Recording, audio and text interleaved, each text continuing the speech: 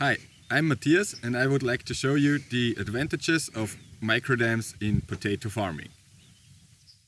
Welcome to my video lecture on the effects of microdam in potato cultivation. During our project we observed the effects of 4 different countermeasurements in potato cultivation on the surface runoff and the soil erosion happening on these countermeasurements. So the first thing, we had 3 fields in 3 years, and each year had 4 variants we tested and 3 repetitions of each variant. So the first one was the conventional variant, where you have the classical, typical ridges and furrows of the potato cultivation. And the second one is the one with microdams. So you'll see it later on another slide, how these microdams are made, but they are basically earthened hills in the furrows between the ridges and should stop surface runoff and therefore soil erosion. And in this picture you can already see the darker areas between the microdams where water infiltrated after an erosive event. The third variant we tested was a greening of the conventional method. So basically you have the typical ridges, but in the furrows between the ridges there is a greening cultivated. And then the fourth variant was a green microdam variant, where you had the microdam variant, but just with a greening on the microdams per se to further stabilize the microdams. So what we did is we installed sedimentary traps at the bottom of the field, and 3 furrows of each repetition and variant were merged in one merging area from where the water and sediment mixture was transported to the sediment trap. And within this sediment trap there was a tilting scale, and when the tilting scale tilted, about 3% of the mixture got transported in the blue casks and the other 97% were transported out of the field with the drainage pipes and through these drainages. The content of the blue casks were emptied after each erosive event and then analyzed for the weight of sediment, and if possible, if enough sediment was around, it was further analyzed on the grain size distribution and nutrient composition. So this was our measurement on how much surface runoff happened on each variant and how much erosion happened on each variant. And then, since it's very important for farmers to not lose yield when applying a special countermeasurement to erosion, we also measured the potato yield of each variant and each repetition. For each measurement we took about 10 square meters of potato plants and weighed them and looked how each variant influences the potato yield. And then further we also looked at the soil moisture content of each variant with these green things you can see here. These are called flower power parrots and are used to measure incoming light, soil temperature, air temperature, but also the soil moisture content. And this is also one important factor for potato farming, or especially for the greenings, because a lot of farmers fear that the greening takes too much water out of the soil for the potatoes, and then the potato yield gets influenced negatively. So now let's talk about the microdams. Microdams are, as I already said, earthened up hills in the furrows. And the good things about the microdams is that they are made simultaneously to the cultivation of the potatoes and the forming of the ridges. So there is no timely cost or extra cost for the farmer. He doesn't have to go a second time on the field to earthen up these microdams. this happens while the cultivation of the potatoes also happens. And in this video, you can see how this is done. It's a simple technique where shovels dug into the soil, and after a given distance, in this case it was 0.9 meters, the shovels go back up and leave such a microdam behind. So let's see what the results show. And let's first start with surface runoff and with a picture of one erosive event happening in July of 2021. And you can see here, this is a first glimpse how good the countermeasurements work, because on the left side you can see the surface runoff, the content of the blue casks of the conventional method. What you have to say to the conventional method here is that not the whole content of the blue casks fitted in those containers, but a lot of water had to be poured out of the casks in order to fit all the sediment that was captured in the casks into these containers.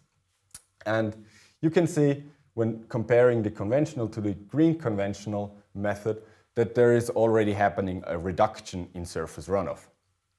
And when looking at the microdam variants, you can see that there is a lot of reduction happening. There's way less surface runoff happening in the microdam variants because of the structure of the microdams. But this is just a glimpse. This is just one picture of a whole yearly observation of the surface runoff. So now let's have a look at the yearly observation. First, let's talk about the blue lines and bars. The blue line is the cumulative precipitation happening from May to September, so from cultivation start to the harvesting of the potatoes. And the blue bars show the daily precipitation amount of a day. And blue stars indicate erosive events happening on those days, or that this precipitation event happening on that day was an erosive event. So we can see that the surface runoff really was only triggered when a erosive event was happening. So that's a good thing. And then you can see with the red and the green lines, the surface runoff happening on each variant and each repetition. So the continuous red lines show the conventional method, the green continuous lines show the green conventional method, and the green and red dotted line show the microdam variant is the red dotted line, and the green dotted line is the green microdam variant. And you can see again that there's a big difference from the conventional method to the green conventional method, but a very, very big difference in terms of surface runoff from the conventional method to the microdam variants. The reduction from conventional to green conventional surface runoff is about 50%. The red line you can see here, which almost reached a surface runoff of 20 millimeters, is an outlier because it was placed in a lower part of the field where surface runoff from other fields got accumulated, and therefore way more surface runoff was happening there. So basically the reduction from conventional to green conventional surface runoff was about 50%, but if you look at the reduction from conventional surface runoff to microdam surface runoff, it's way, way, way less. It's about a 100% reduction, something like that. So a lot of reduction, way less surface runoff happening in the microdam variants. And this can also be seen in the images of the merging areas after an erosive event. And this event is the same event you saw the picture of the containers of. And if you look at the merging area of the conventional method, of the conventional variant, you can see that there's a lot of sediment got deposited A lot of fluvial structures from the surface runoff can also be seen in the deposited sediment, but there is a lot of sediment transported and deposited in the emerging areas.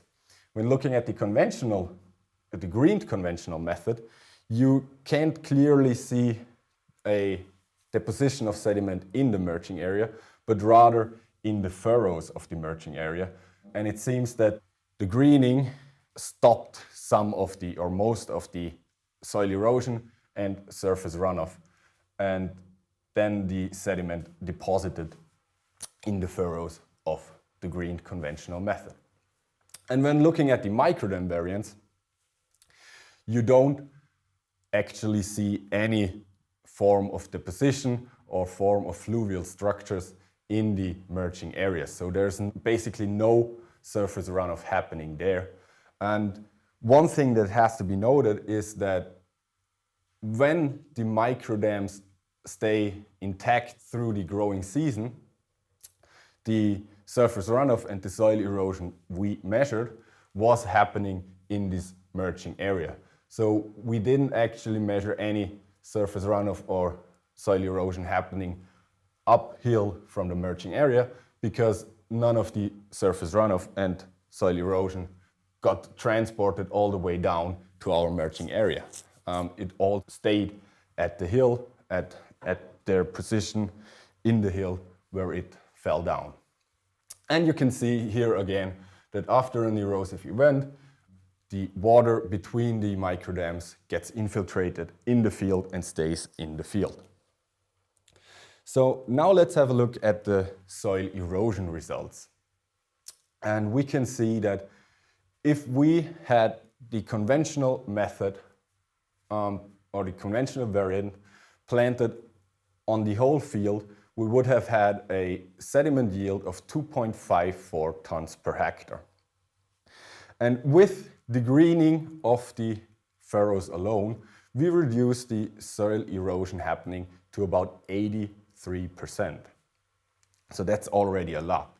But with the implementation of microdams, we reduced the soil erosion and sediment yield happening to 99%. So there's not much more to say. That's really, really a lot of reduction happening. And we also saw the same results in 2020 and similar results in 2019.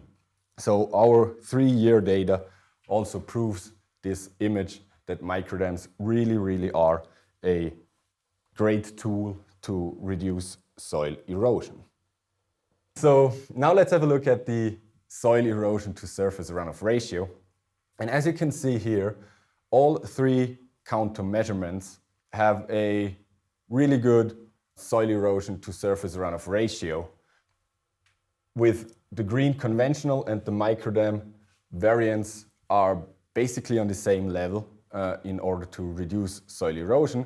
But what has to be stated here is that the surface runoff happening in the green conventional variant is way higher than the one compared to the microdam variants, and therefore the soil erosion happening on this variant is also higher.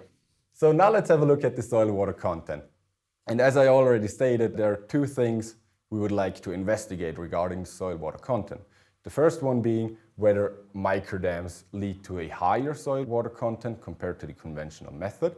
And the second one being whether the greening of the furrow reduces the soil water content and therefore potato plants have less water available. So the first thing we want to look at is the microdam variants and whether they have higher soil water content. And you can see here on the image, also indicated by the letters A and B, that there's a statistically significant difference between the conventional and microdam variants. So yes, the microdam variants lead to a higher soil water content than the conventional methods. And the greening of the furrows does not reduce the soil water content in the furrows or in the dams, but it has to be stated that the parrots, the flower power parrots measuring the soil water content, were installed on the field after the greening was killed. So no active water uptake was happening from the greening, but the greening did not reduce the soil water content. So that's a good thing. And looking or comparing these results, the soil water content results, to the potato yield results, we can see that it does not look like the greening harms the potato yield, because the conventional method had the lowest median yield of all our countermeasurements. The green conventional method had the highest yield, and the microdam variants had a yield in the middle of both the green conventional and the conventional variant. So these results are not statistically significant, but as we've seen in other literature, they have measured the same thing. So they've also measured an increase in potato yield when applying microdams and a greening, but the differences were only seldomly statistically significant. So all in all, we can say that a greening reduces the surface runoff, but microdams reduce it way more. The greening reduces soil erosion, but microdams lead to way less soil erosion than a greening does. The soil water content stays approximately the same with the greening or with no greening, but the implementation of microdams increase the soil water content on the field.